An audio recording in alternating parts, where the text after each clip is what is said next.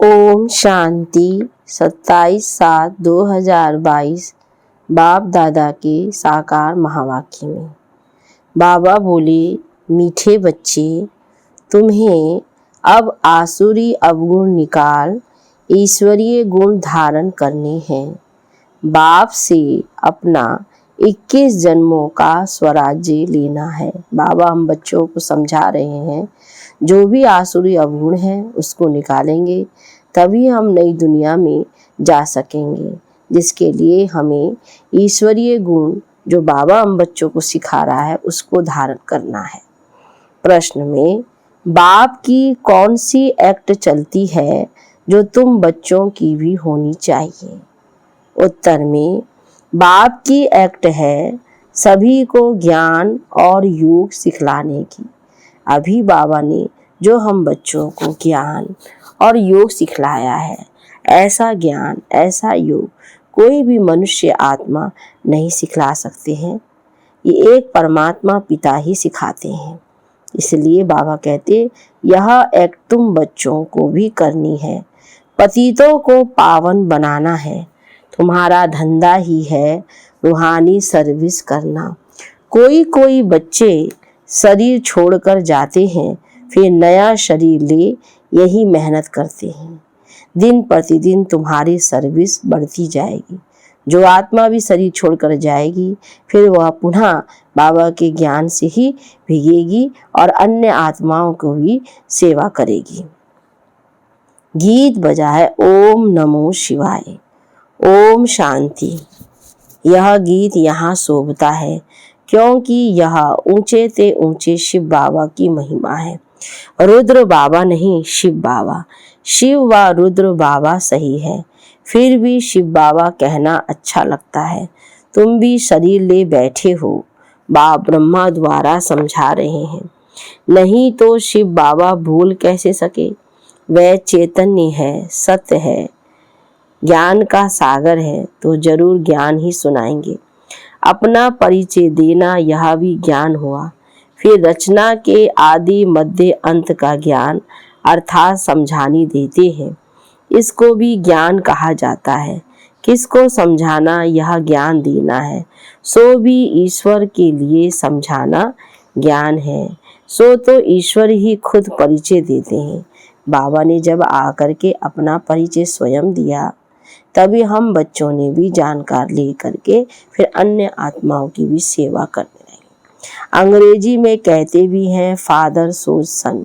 तो बाप आकर अपना और सृष्टि के आदि मध्य अंत का परिचय देते हैं। ऋषि मुनि आदि सब कहते थे हम रचयिता और रचना को नहीं जानते हैं। अब बाप ने समझाया है तो समझा जाता है। यह ज्ञान कोई दे नहीं सकते हैं। जिस ज्ञान से मनुष्य ऊंच से ऊंच पद पाते हैं, तो जरूर ऊंच से ऊंच पद है ही देवी देवताओं का। अब तुम बच्चे जानते हो, अखंड अटल पवित्रता सुख शांति संपत्ति ही हमारा ईश्वरीय जन्मसिद्ध अधिकार है, जो फिर से ले रहे हैं। ईश्वरीय जन्मसिद्ध अधिकार सुखधाम और आसुरी जन्मसिद्ध अधिकार यह दुखधाम है। रावण द्वारा हम पतित बनते हैं।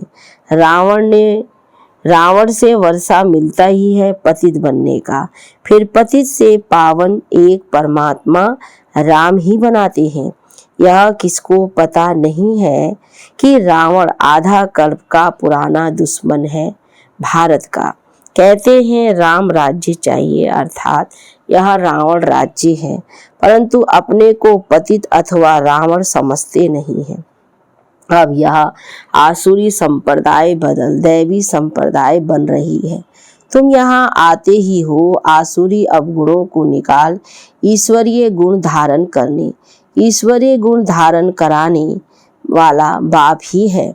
तुम जानते हो अब हम आए हैं बेहद के बाप से अपना फिर से जन्मसिद्ध अधिकार 21 जन्मों का स्वराज्य लेने।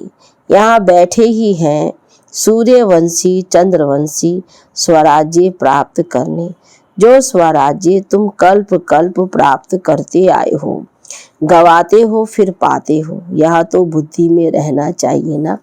अब हम बाप से वर्षा लेते हैं, वर्षा लेने वाले बच्चों को बाप को याद करना पड़े ना, यह तो बुद्धि में आना चाहिए। हम माता पिता के सम्मुख बैठे हैं वर्षा लेने के लिए, वह ब्रह्मा मुख से हमको सुनाते हैं। जो गोद लेते हैं वह जरूर ब्राह्मण कहलाएंगे। यह ज्ञान यज्ञ है, फिर यज्ञ कहो व पाठशाला कहो, एक ही बात है। पाठशाला जहाँ हम बच्चों को ज्ञान मिलता है, समझ मिलती है, लक्ष्य मिलता है। और बाबा ने कहा कि फिर यह यज्ञ भी है, क्योंकि परमात्मा को याद करके हम तपस्या करके अपने अंदर के अवगुणों का खात्मा करते हैं, यज्ञ हवन में स्वाहा करते हैं। जब रुद्र यज्ञ रचते हैं तो पाठशाला भी बना देते हैं। एक तरफ वेद शास्त्र आदि, एक तरफ गीता, फिर एक तरफ रामायण आदि रखते हैं। जिनको रामायण सुनना है वह उनके तरफ जाकर सुने, जिसको गीता सुनना हो वह उनके पास जाके सुने। तो यह रुद्र ज्ञान यज्ञ है जिसमें सब कुछ स्वाहा होना है। वहाँ तो सब चीज अलग अलग तरीका का है, वेद शास्त्र अलग रखा, यहाँ तो बाबा वेदों का, शास्त्रों का, रामायण का, सबका अभिसार आकर हम बच्चों को सुनाते हैं। सृष्टि का अंत है तो सभी यज्ञों का भी अंत है। सभी जैसे योग में राजयोग श्रेष्ठ है, इसी प्रकार से सभी यज्ञों में श्रेष्ठ यज्ञ महायज्ञ यह ईश्वरीय यज्ञ है। ज्ञान यज्ञ तो एक ही है, बाकी जो अनेक प्रकार के यज्ञ हैं वह है मटेरियल यज्ञ। एक ज्ञान योग ही सबसे श्रेष्ठ यज्ञ है, जिसमें जौ तिल आदि सामग्री पड़ती है। ये है बेहद का यज्ञ, इसमें ये सब स्वाहा हो जाएगा। बाबा कहते स्थूल रूप से कोई जौ तिल को नहीं डालते, बाकी जो सूक्ष्म में विकार हैं, विकृतियाँ हैं, उसका स्वाहा करते हैं। फिर से नई पैदावाइश होती है। वहाँ दुख देने वाली चीज कोई होती नहीं। यहाँ तो कितना दुख है, बीमारियां आदि कितनी वृद्धि को पा रही है। भिन्न भिन्न प्रकार के दुख रोग निकलते जाते हैं। तो ड्रामा में ये सब नूंद है। जैसे मनुष्य वैसे किस्म किस्म के दुख निकलते जाते हैं।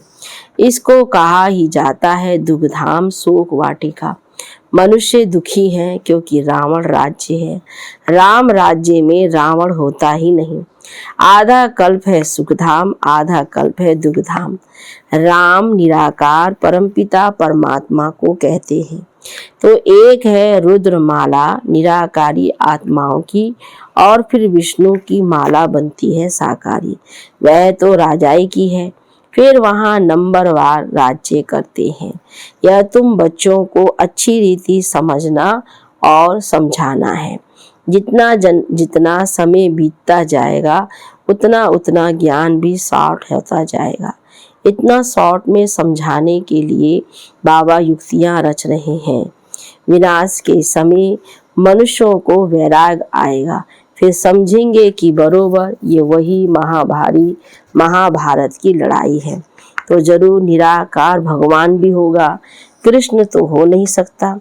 निराकार को ही सर्व का पतित पावन, सर्व का सद्गति दाता कहा जाता है। यह टाइटल कोई को दे नहीं सकते। बाबा ने यह भी समझाया है, पवित्र देवताएं कभी अपवित्र दुनिया में पैर नहीं रख सकते। तुम लक्ष्मी से धन मांगते हो, परंतु लक्ष्मी कहाँ से लाएगी? यहाँ भी मम्मा बाबा से धन लेती है। यहाँ सरस्वती साथ फिर ब्रह्मा है, वहाँ भी दोनों जरूर चाहिए, निशानी चाहिए। कहाँ से धन मिलता तो जरूर है, इसलिए महालक्ष्मी की पूजा होती है। उनको 4 भुजाएं देते हैं। बाबा कहते जब महालक्ष्मी को दिखाते हैं तो 4 भुजा दिखाते हैं। टांगे तो इतनी देते नहीं। रावण को 10 मुख देते हैं, टांगे तो नहीं देते हैं, तो सिद्ध होता है ऐसे मनुष्य होते नहीं।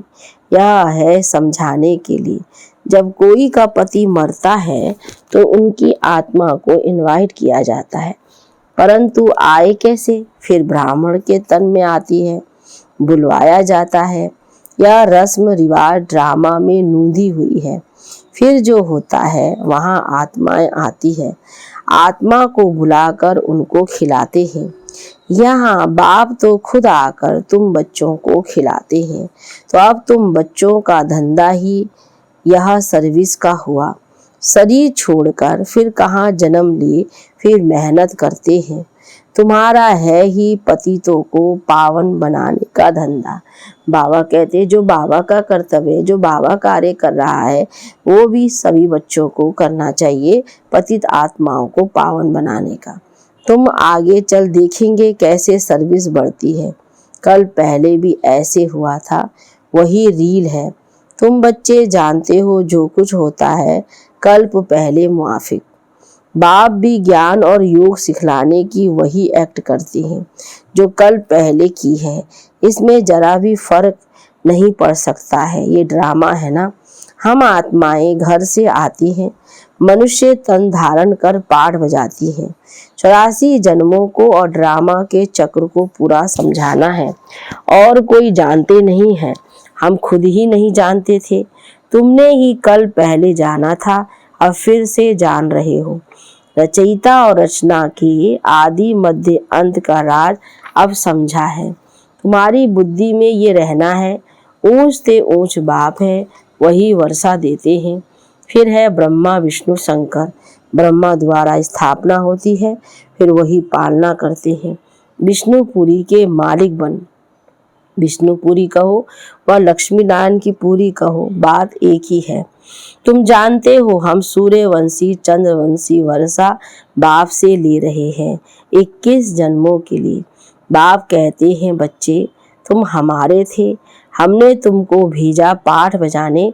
यह भी ड्रामा में नूंद है, कोई कहा नहीं जाता है। यह भी तुम समझते हो। जो अच्छी रीति पुरुषार्थ करेंगे वही फिर नंबरवार सुखधाम में आएंगे। तुम याद करते हो सुखधाम को, जानते हो ये दुखधाम है और कोई को पता नहीं है। तुम बच्चों की बुद्धि में आता है कि यह दुखधाम है। तुम सुखधाम स्थापन करने वाले बाप से वर्षा पा रहे हो। हम जीते जी उनके पास उनके बने हैं। राजा की गोद लेते हैं तो समझते हैं ना हम उनके हैं। पहले भी लौकिक फिर दूसरा है, लौकिक ही संबंध रहता है। यहाँ अलौकिक फिर पारलौकिक हो जाता है। तुम जानते हो अभी हम राम के बने हैं, बाकी तो सब रावण कुल के हैं। एक तरफ वह, दूसरी तरफ हम। बाबा कहते आत्मा समझती है बरोबर मैंने 84 जन्म पूरे किए हैं। मैं आत्मा एक पुराना शरीर छोड़ दूसरा नया लेती हूँ। पुरुषार्थ कर रहे हैं। ज्ञान सागर पतित पावन सदगति दाता बाप द्वारा, वह इस ब्रह्मा द्वारा पढ़ाते हैं। पढ़ती आत्मा है। आत्मा में ही बैरिस्टरी आदि के संस्कार रहते हैं ना। आत्मा बोलती है आर्गन्स द्वारा। तुमको आत्माभिमानी बनने में बड़ी मेहनत लगती है। बाप राय देते हैं अमृत वेले का समय मशहूर है, उसी समय अपने को आत्मा समझ बाप को याद करते रहो तो तुम्हारी आत्मा पर जो कट लगी हुई है वह साफ हो जाएगी। यहाँ तुम बाप की याद में बैठते हो और कोई तकलीफ की बात नहीं है। जैसे बच्चा बाप को याद करता है तो यह है बेहद का बाप, वह आत्मा शरीर को याद करती है। अब तुम आत्मा अपने बाप को याद करती हो। बाप कहते हैं मैं बेहद का बाप हूँ तो जरूर बेहद का सुख दूंगा। कल पहले दिया था तो बरोबर भारत विश्व का मालिक था, दुश्मन आदि कोई नहीं था। अभी तुम सुखधाम के मालिक बन रहे हो। जो तुम स्वर्ग के लायक थे अब नरक के लायक बन पड़े हो। फिर स्वर्ग के लायक बनाने बाप आए हैं। पहले निराकारी शिव की जयंती होती, फिर गीता जयंती होती है। शिव बाबा जब आते हैं तब भगवानोवाच होता है तो गीता की भी जयंती हो जाती है। बाप ने आकर जो सुनाया उसकी फिर गीता बनी। यह भी तुम बच्चे जानते हो रावण किसको कहा जाता है। अब इस रावण राज्य का विनाश होना है। मौत सामने खड़ा है। कल पहले भी ये दुनिया बदली थी। कितनी अच्छी रीति समझाया जाता है। मेहनत है, घर गृहस्थ में रहते कमल फूल समान पवित्र है। फिर साथ में ये कोर्स उठाओ। टीचर से पूछो, कोर्स तो बड़ा सहज है। घर में रहते मुझे याद कर, रचना के आदि मध्य अंत को जानो। 7 रोज समझने वाले भी कोई निकलते हैं। हर एक मनुष्य की रग देखी जाती है। देखा जाता है इनकी लगन बहुत अच्छी है, तड़फते हैं। हम बाबा का ज्ञान तो सम्मुख सुने, उनकी शक्ल वातावरण से समझ सकते हो। रग को पूरा ना समझने के कारण फिर अच्छे अच्छे भी चले जाते हैं। कहते हैं 7 रोज टाइम नहीं है, क्या करें। कोई कहते हैं दर्शन कराओ। बोलो पहले आकर समझो। साकार में जब बाबा होते थे तो तुरंत ही बाबा से नहीं मिलाते थे कोई भी नए बच्चे को, तो इसलिए फिर बाबा को मिलाने के लिए कहते थे। तो फिर बाबा ने कहा पहले उनको सही से कोर्स कराओ। किसके पास आए हो? परमपिता परमात्मा से तुम्हारा क्या संबंध है? ब्रह्मा कुमार कुमारी तो तुम भी ठहरे ना।